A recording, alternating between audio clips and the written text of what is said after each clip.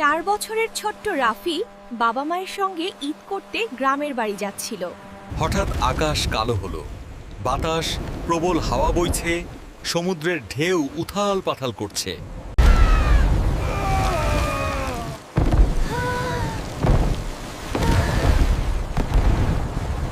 জাহাজের সবাই দৌড়াদৌড়ি শুরু করলো। কেউ চিৎকার করছে, কেউ সামলাতে পারছে না। রাফি কাঁপছে।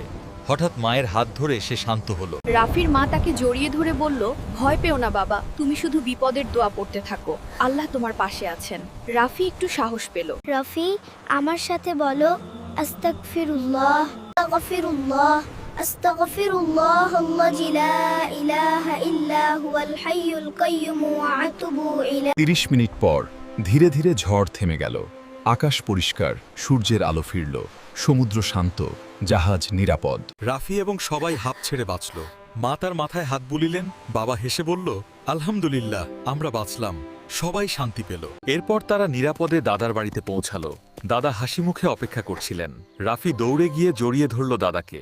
সবাই খুব খুশি। বিপদে আল্লাহর সাহায্য চাও, তিনি অবশ্যই তোমার পাশে থাকবেন। ছোট্ট রাফি শেখালো, দোয়া ও বিশ্বাসই সত্যকারের শক্তি।